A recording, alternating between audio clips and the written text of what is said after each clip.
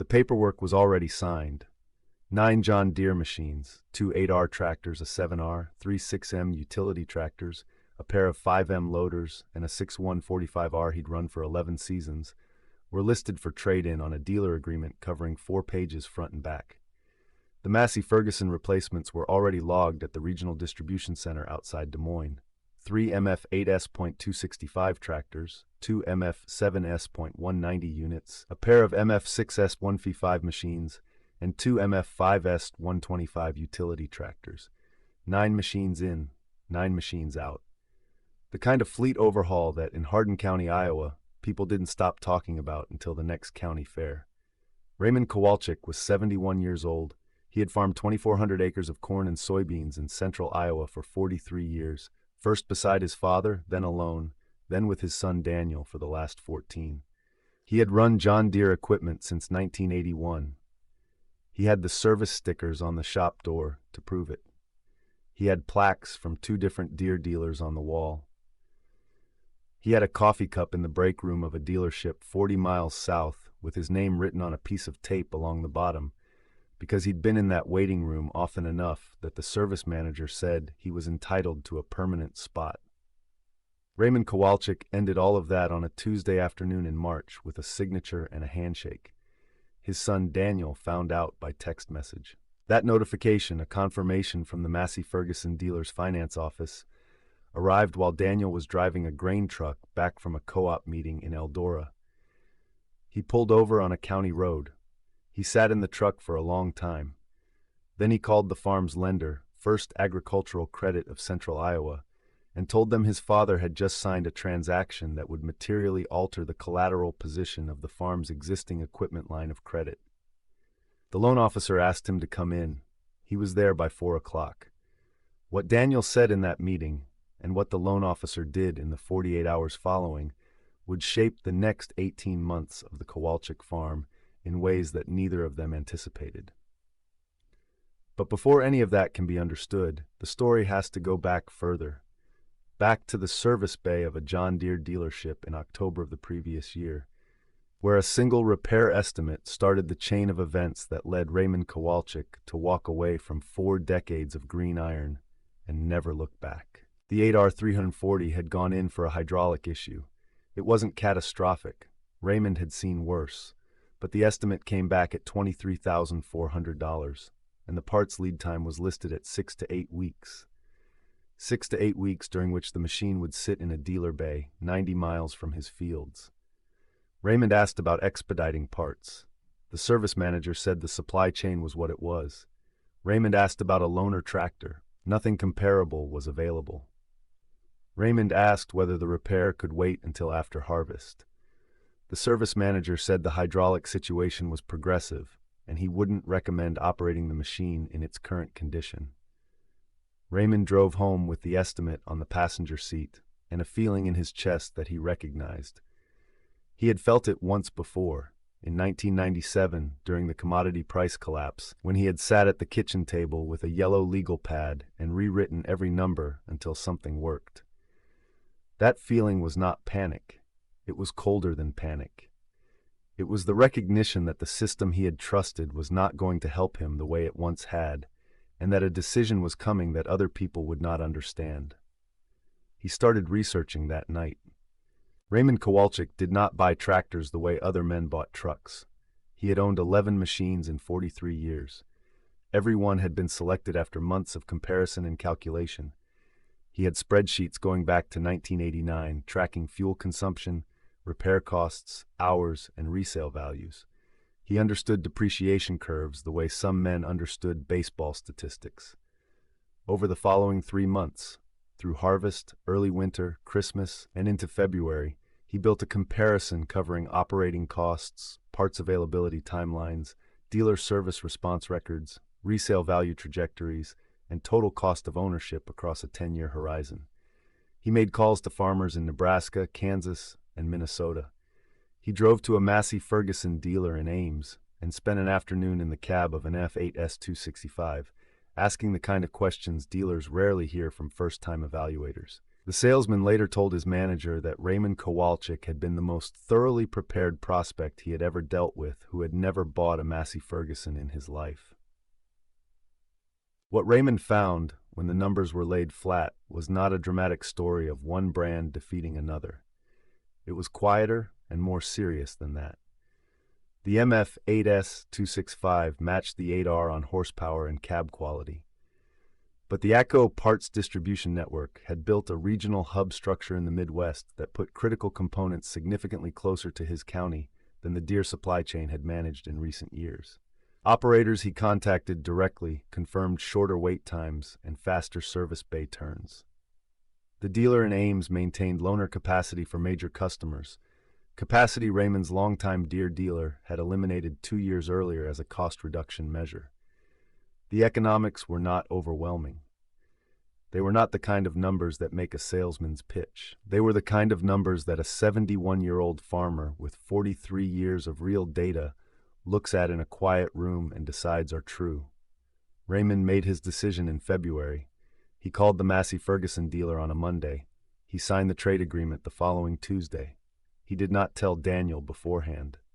This is the part of the story people in Hardin County argued about for months. Not whether the tractors were capable, not whether the economics held, but whether Raymond had the right to make that call without his son.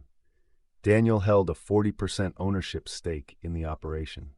The equipment line of credit was in both their names. The trade-ins affected collateral that supported loans Daniel had personally signed, and Raymond had acted without a single conversation. Raymond's position, stated plainly to anyone who asked, was that he had run that farm for 29 years before Daniel held any ownership in it, that equipment decisions had always been his to make, and that the numbers completely supported the switch. He had not told Daniel because he knew Daniel would have tried to talk him out of it, and that the conversation would have been about brand loyalty rather than operating costs, and that he was done having that conversation. Daniel's position, stated to the loan officer and later to a farm business consultant from Iowa State University Extension, was that a $1.2 million trade-in transaction altering the collateral profile of an existing credit line was not a personal equipment preference. It was a financial event requiring joint decision-making under the terms of the partnership agreement both men had signed. The loan officer reviewed the documents, then he called Raymond. That call did not go well. Raymond Kowalczyk was not a man who raised his voice. The people who knew him said he could end a conversation more effectively with silence than most men could with anger. He listened to the loan officer's concerns. He asked 3 questions. He said his attorney would review the partnership agreement. Then he hung up, walked to the equipment shed, and stood looking at a row of John Deere machines he had already mentally moved on from. The attorney reviewed the agreement over a weekend. The conclusion was uncomfortable for both sides. The partnership documents were ambiguous on whether equipment trade decisions of this scale required joint consent. They addressed major real estate transactions and land lease commitments above certain thresholds. They did not address fleet replacement decisions, because in 27 years of partnership, neither man had imagined they would need that language. The attorney told Raymond the situation was not clean. He told Daniel the same thing. The Massey Ferguson dealer was holding the order. The machines were staged. The trade-in values were locked. But the dealer principal, a careful man named Hargrove, who had been in the business 31 years, had received a call from the lender flagging a potential dispute. Hargrove told the lender the agreement was signed, but delivery had not occurred. Then he called Raymond and explained the situation without drama. He said he would hold the order for 30 days and that he hoped Raymond understood he could not be caught in the middle of a family dispute. Raymond understood. He did not like it. For 2 weeks, the farm existed in a strange suspension. The John Deere machines were still in the equipment shed. The Massey Ferguson fleet sat at a staging yard outside Ames. The loan officer was waiting. Daniel was waiting. Raymond was not waiting. Raymond was building a presentation. He worked on it for 11 days. Fuel consumption records going back 6 years on every trade-in machine. Repair cost totals year by year on each unit. Parts wait times he had logged himself in a notebook kept in the shop office. Comparable operating data from 4 other central Iowa farms that had transitioned to ACO equipment in the previous 5 years. Resale value projections based on current auction data from 2 regional sale barns. A 10-year cost of ownership comparison built on conservative assumptions that, if anything, understated the Massey Ferguson advantage, because Raymond did not present numbers that couldn't survive scrutiny. He put it all in a binder. Then he called a meeting. The meeting took place on a Saturday morning in the office attached to the main equipment shed. Present were Raymond, Daniel, the farm's attorney, the loan officer, and the Iowa State Extension farm business consultant. Raymond set the binder on the table and said he was going to walk through it and answer questions at the end. He spoke for 40 minutes. What he presented was not emotional. It was not about pride or brand loyalty. It was about machinery economics, and every number in it was sourced and documented. The repair cost differential on the 8R alone, projected forward 5 years at the average escalation rate he had experienced, came to $74,000. The parts availability advantage, translated into potential harvest day downtime, represented a conservative 60 to 80 hours of operational risk per season that the Massey Ferguson dealer network substantially reduced. Fuel consumption data on the MF8S Byte 265, drawn directly from operators he had contacted, showed a consistent 4 to 7% advantage over comparable Deere 8R hours in similar field conditions. The loan officer asked about resale values. Raymond turned to the relevant page. The MF8S series had held resale values in regional auction markets within 3 to 5% of comparable Deere units. The gap that Deere dealers always cited first when defending green iron had narrowed significantly as Massey Ferguson's Midwest market presence expanded and buyer confidence in the brand grew. Daniel said nothing for a long time. The consultant asked 2 follow-up questions on the parts availability data. The loan officer asked whether Raymond had a written service commitment from the dealer. Raymond produced a letter from Hargrove's dealership laying out priority service terms, loaner availability for machines above 150 horsepower, and guaranteed parts response times with penalty provisions if the dealer failed to meet them. Nobody in the room had seen a dealer put service commitments in writing before. The loan officer studied the letter. Then he said the bank was satisfied the collateral position was not materially compromised. The trade-in valuations were consistent with current market data. The bank was not going to block the transaction. Daniel left the meeting without saying much. The first 3 Massey Ferguson machines arrived 10 days later. The remaining 6 came over the following 2 weeks. On the morning the last one, an MF5S 125, came off the trailer, Raymond walked out with a cup of coffee and stood in the yard watching. He didn't say anything. The decision was done. What followed over planting season was not a Hollywood story. The MF8.265 tractors ran tillage passes without incident. Fuel consumption tracked within the projected range. When a hydraulic fitting failed on one of the MF7S 190 units mid-planting, Hargrove had the part on site by 8 the next morning and a technician there by 9. The machine was back in the field before noon. Raymond wrote the time in his notebook. He wrote a lot of things down that year. But the season had a hard moment, and this is where the story turns in a direction that neither Raymond's defenders nor his critics had anticipated. In late May, during a critical planting window that opened after 2 straight weeks of wet weather, one of the MF8S 265 units developed a fault code the diagnostics identified as an SCR emission system issue. The machine derated, reduced power output automatically as a protective measure, at the exact moment Raymond needed every horsepower available. Hargrove sent a technician within 3 hours, but the diagnostic process consumed the rest of that day and into the following morning, 22 hours. During a window Raymond had calculated he could not afford to lose more than 8.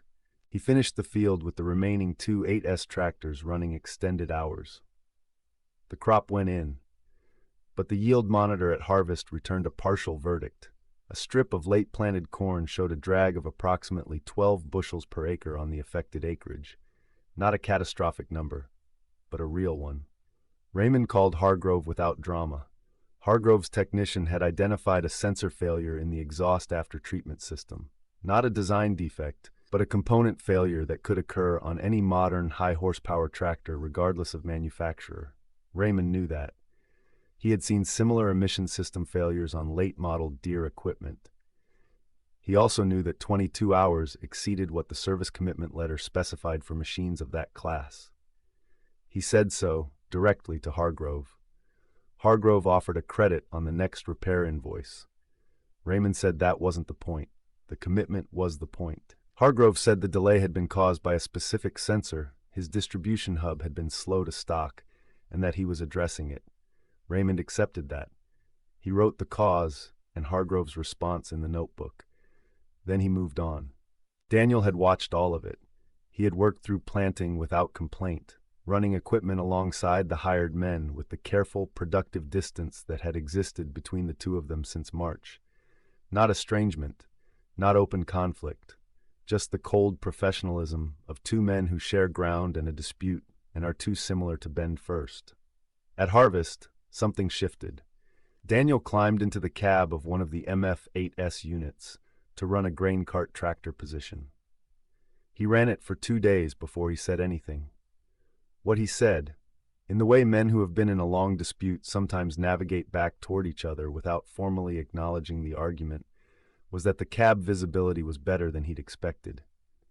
Raymond was standing beside the machine when he said it. He didn't make anything of it.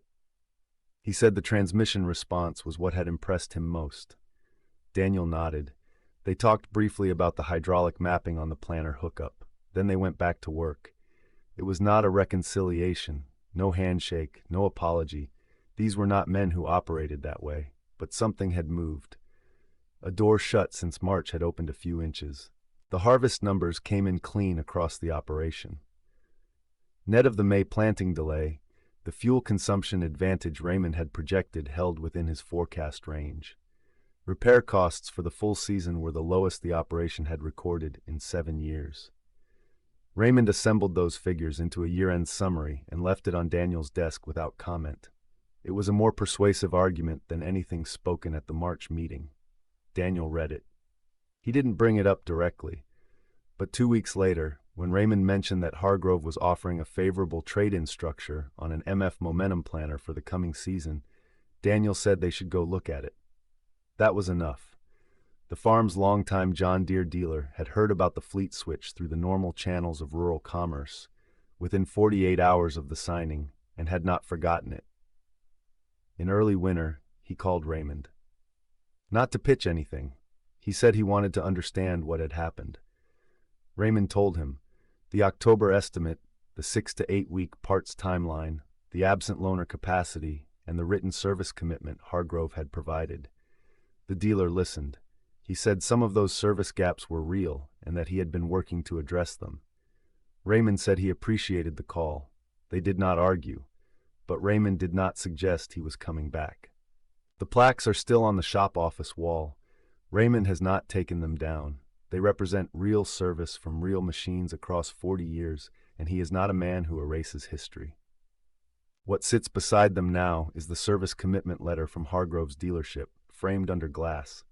Raymond put it there himself, not as a trophy, as a document, a reminder that the decision had been made on paper, with numbers, and that the numbers had held. Daniel walks past it every morning when he comes into the shop office to start the day. He has never said anything about it. He doesn't need to. In Hardin County, the story of the Kowalczyk fleet switch is still told the way agricultural communities tell stories that carry more than one truth. Some men say Raymond was right about the economics and wrong about the process. Some say Daniel was right about the partnership agreement and wrong about the machines. Some say the whole situation proved that a farmer who has worked the same ground for 43 years with a data set that thorough has earned the right to make the call without explaining himself to a lender, a consultant, or a son who wasn't farming yet when Raymond was already on his second tractor. What the machines themselves proved over one full season of row crop production across 2,400 acres was less dramatic than the story surrounding them. They proved that a Massey Ferguson 8S265 can run a corn operation as well as the machine it replaced. That parts availability is not a theoretical advantage. It is an operational reality that shows up in a notebook at the end of a long day. That dealer service commitments in writing are worth more than a handshake and a coffee cup with your name on a piece of tape. That a 22-hour emissions system repair during a planting window is a real cost and a recoverable one. That SCR sensor failures are not a Massey Ferguson problem. They are a modern diesel problem shared by every manufacturer subject to the same federal standards. And they proved, in the quiet way that farm equipment always proves things, not in press releases or showrooms, but in fields and fuel logs and repair invoices and harvest data, that a 71-year-old farmer who spent 3 months building a 40-page comparison before signing anything was not acting on pride or stubbornness. He was following the numbers. He had always been that kind of man. In 1997, when the markets collapsed, he had rewritten every number on a yellow legal pad until something worked. The numbers had led him somewhere uncomfortable this time, away from 40 years of green iron and a coffee cup with his name on tape, and he had followed them anyway. At the end of the first full season, he ran the complete operating cost comparison against his 6-year average on the Deere fleet. The advantage to the Massey Ferguson equipment, net of the May planting delay, was $31,400. Not a dramatic number, not a headline, but a real number on a real farm documented in a real notebook for a single season. Over 10 years, if the structural advantages hold, and Raymond believes they will, based on the parts network relationship and the written dealer commitment, that figure compounds into something that matters significantly to an operation running on the margins that central Iowa row crop farms have always run on. Raymond is not farming for 10 more years. He knows that. The farm will pass to Daniel, and eventually to Daniel's children, who are young enough that they think of tractors primarily as large red machines, interesting to climb on. What Raymond built with this decision is not a personal victory. It is a cost structure, a dealer relationship with terms in writing, a set of machines his son now operates and has stopped resenting. That is what a man leaves behind when he makes a fleet decision with a 40-page binder and the patience to let the numbers make the argument for him. Not drama, not a legend. A better cost structure, a written commitment, and 9 Massey Ferguson machines in a shed that will be farming that ground long after the argument surrounding them has been entirely forgotten.